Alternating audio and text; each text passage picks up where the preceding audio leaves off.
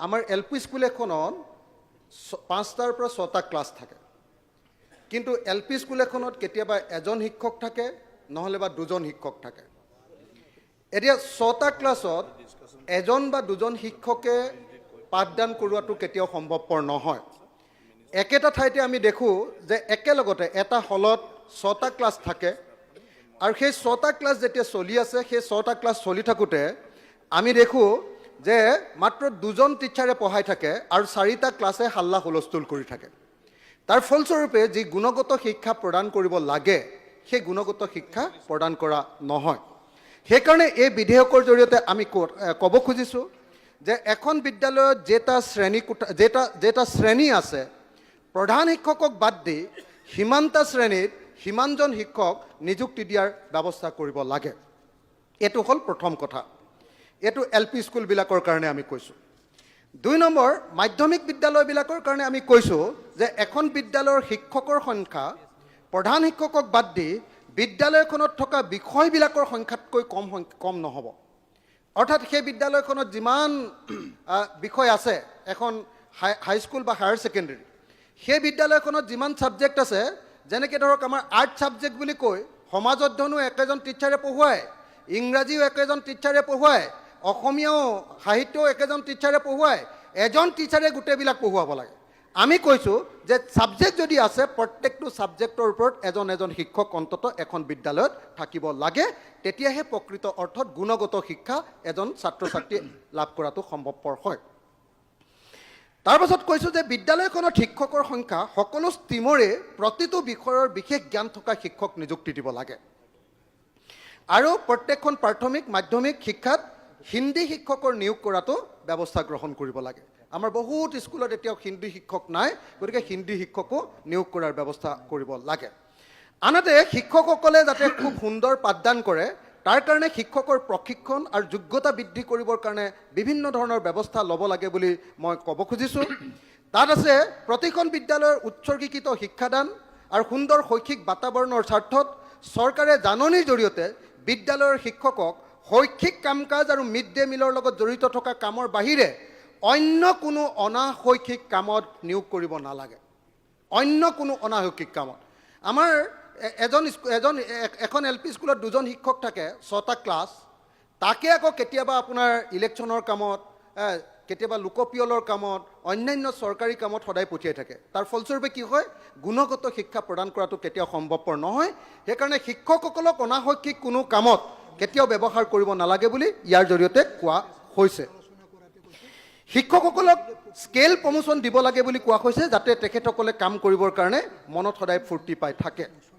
আনহাতে hygienic environment আৰু mental health সকলো প্ৰাথমিক বিদ্যালয়ত এটা হলত বা প্ৰেক্ষাগৃহৰ ভিতৰত আটাইবোৰ শ্ৰেণী বহুৱাৰ ব্যৱস্থা অৱলম্বি কৰি প্ৰতিটো শ্ৰেণীৰ বাবে একোটা শ্ৰেণীকোঠাৰ ব্যৱস্থা কৰিব লাগে।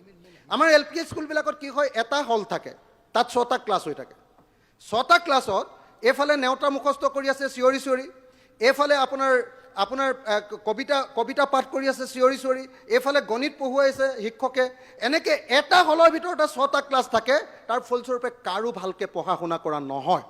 সেইকাৰণে আমি কৈছোঁ যে গুণগত শিক্ষা যদি দিব লাগে, প্ৰত্যেকখন এল পি স্কুল আৰু এম ই স্কুলত এটা ক্লাছৰ কাৰণে এটা শ্ৰেণীকোঠাৰ ব্যৱস্থা কৰাটো বাধ্যতামূলক হ'ব লাগে, নহ'লে কেতিয়াও গুণগত শিক্ষা প্ৰদান কৰাটো কেতিয়াও সম্ভৱপৰ নহয়। টয়লেট, বিশুদ্ধ খোৱা পানী, চাফ চিকুণ আৰু আকৰ্ষণীয় মুকলি ঠাই, লাইব্ৰেৰী, খেল ধেমালিৰ সামগ্ৰী আৰু আনন্দৰ বাবে প্ৰয়োজনীয় অন্যান্য সম্পদ যোগান ধৰিব লাগে। মূলতঃ প্ৰত্যেকখন এল পি স্কুলৰ সন্মুখত একোখনকৈ চিলড্ৰেন পাৰ্ক থকাৰ ব্যৱস্থা কৰিব লাগে, যাতে ছাত্ৰ ছাত্ৰীসকলে আনন্দৰ মাজেৰে, ফূৰ্তিৰ মাজেৰে, কথা বতৰাৰ মাজেৰে, হাঁহি ধেমালিৰ মাজেদি আগবাঢ়িব পাৰে। আৰু প্ৰতিখন বিদ্যালয়তে মেণ্টেল হেল্থ প্ৰভিজনবিলাকো ৰখাৰ ব্যৱস্থা কৰিব লাগে। স্মাৰ্ট ক্লাছ আৰু শিক্ষাৰ পাৰ্টিচিপেটৰী এংগেজিং ব্যৱস্থা এটা হোৱাৰ ব্যৱস্থা কৰিব লাগে। আমি ছেকশ্যন 7ত আনিছোঁ যে সকলো বিদ্যালয়ৰ খালী শিক্ষকৰ পদ পূৰণ হ'ব লাগে। খালী শিক্ষকৰ পদটো পূৰণ কৰাটো অত্যন্ত গুৰুত্বপূৰ্ণ। বহুত স্কুলত এতিয়াও বহুত খালী শিক্ষকৰ পদ আছে, সেইবিলাক পূৰণ কৰাৰ ব্যৱস্থা কৰিব লাগে। আনহাতে শিক্ষাৰ মাধ্যম এই সম্পৰ্কে আমি ক'ব খুজিছোঁ যে আন যিকোনো আইনত যি কথাই নাথাকক লাগিলে কিয়, 10ম শ্ৰেণী পৰ্যন্ত শিক্ষাৰ মাধ্যম হ'ব ঘৰুৱা ভাষা, মাতৃভাষা, স্থানীয় ভাষা, আঞ্চলিক ভাষা। লগতে ইংৰাজী ভাষাৰ লিখা আৰু কথোপকথনত যথেষ্ট গুৰুত্ব আৰোপ কৰা হ'ব।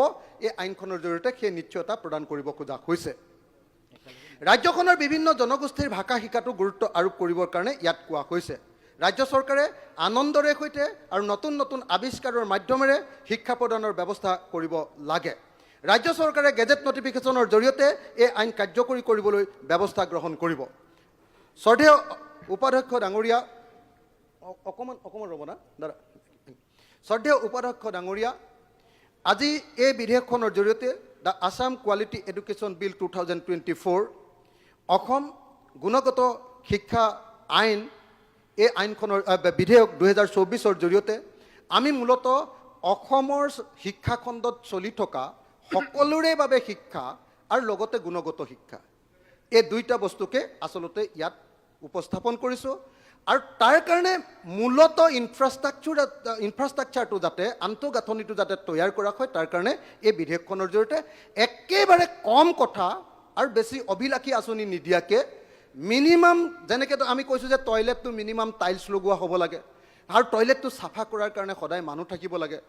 আৰু ছোৱালীসকলৰ কাৰণে, আমাৰ ছাত্ৰীসকলৰ কাৰণে উপযুক্ত যিটো ব্যৱস্থা থাকিব লাগে টয়লেটত, সেই টয়লেটৰ ব্যৱস্থাখিনি থাকিব লাগে। তেওঁলোকৰ মাহেকীয়াকৈ ধৰি সেই যিবিলাক সমস্যা আছে, সেই সকলোবিলাক সমস্যাৰ কাৰণে আজিকালি যিবিলাক মেণ্ডেটৰী কৰি দিছে, সেইবিলাক ব্যৱস্থা থকাৰ ব্যৱস্থা কৰিব লাগে। আমি দেখিছোঁ যে অসম চৰকাৰে এতিয়া ডাঙৰকৈ একোখন স্কুল বনাবৰ কাৰণে 8 কোটি টকা বা 10 কোটি টকা বা 14 কোটি টকালৈকে দিয়াৰ ব্যৱস্থা গ্ৰহণ কৰিছে। কিন্তু দেখা গৈছে যে এখন স্কুলত যদি 14 কোটি টকা 8 কোটি টকাৰে ভাল বিল্ডিং বনাই, খুব ভাল কথা, সব স্কুল তেনেকৈ কৰিব পৰা হ'লে ভাল আছিলে। কিন্তু মোৰ এনেকুৱা বিশ্বাস যে অকল এখন বা দুখন স্কুলত তেনেকুৱা ডাঙৰ বিল্ডিং বনোৱাতকৈ যদি সেই সমষ্টিটোত তেনেকুৱা এই যে 4খন বা 2খন স্কুল দিছে, তাৰ পইচাখিনিয়ে যদি তাৰ গোটেই স্কুলবিলাকৰ ইনফ্ৰাষ্ট্ৰাকচাৰখিনি বনাই দিলেহেঁতেন, তেতিয়াহ'লে আমি এটা গুণগত শিক্ষাৰ পিনে যাব পাৰিলোহেঁতেন। শিক্ষকসকলক যদি নিয়মীয়াকৈ প্ৰশিক্ষণৰ দিয়াৰ ব্যৱস্থা গ্ৰহণ কৰিলেহেঁতেন আৰু একদম লেটেষ্ট, একদম পৃথিৱীৰ শেহতীয়া যিবিলাক টেকন'লজি, তেওঁলোকৰ লগত শিক্ষকসকলক সেই জ্ঞানবিলাক দি যাতে শিক্ষকসকলে একদম আমাৰ গাঁৱৰ ভিতৰতো যাতে আমেৰিকাৰ নিচিনাকৈ এটা শিক্ষা লাভ কৰিব পাৰে, একদম আপ টু ডেট শিক্ষা এটা, শিক্ষকজনক যাতে বছৰত এবাৰমান ট্ৰেইনিং দিয়াৰ ব্যৱস্থা আৰু ভালকৈ ক্লাছ হৈছে নে তাৰ ইনস্পেকশ্যনৰ ব্যৱস্থা, তাৰ ব্যৱস্থা গ্ৰহণ কৰিবলৈ মই আকৌ এটা ৰিপিট কৰি সামৰণি মাৰিব খুজিছোঁ। সেইটো হ'ল 6টা ক্লাছত 6জন শিক্ষক দিবই লাগে, তাতকৈ এজনো কম শিক্ষক হোৱাকৈ এজনীয়া বা দুজন। এতিয়া কিন্তু কৈ আছে কি, আমাৰ যিমান 30:1 এই অনুপাতত আছে। কিন্তু এখন স্কুলত যদি 60জন ল'ৰা আছে, 2জন শিক্ষক দিলে 6টা ক্লাছ কেনেকৈ চলাব? গতিকে 6টা ক্লাছৰ কাৰণে 6জন শিক্ষক আৰু এজন প্ৰধান শিক্ষক, এইটো দিলেহে ভাল এখন স্কুল হ'ব। আৰু হলৰ ভিতৰতে গোটেই একেলগতে 6টা ক্লাছ পঢ়াই থাকিলে সেইখন আৰু কোনো পধ্যে ভাল শিক্ষা নহয়।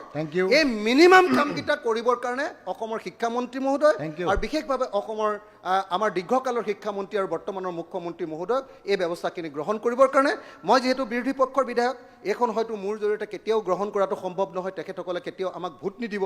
সেইকাৰণে এই বিলখনকে বা অন্য ভাষাতে হ'লেও এই বিলখন উত্থাপন কৰি আমাৰ চৰকাৰী পক্ষই এই বিলখনৰ ওপৰত আলোচনাৰ ব্যৱস্থা কৰি এই বিলখন পাছ কৰি আমাৰ শিক্ষা ব্যৱস্থাটোৰ আন্তঃগাঁথনি তৈয়াৰ কৰি গুণগত শিক্ষাৰ মান নিশ্চিত কৰিব লাগে বুলি মই আহ্বান জনাই মোৰ বক্তব্য সামৰণি কৰিছোঁ।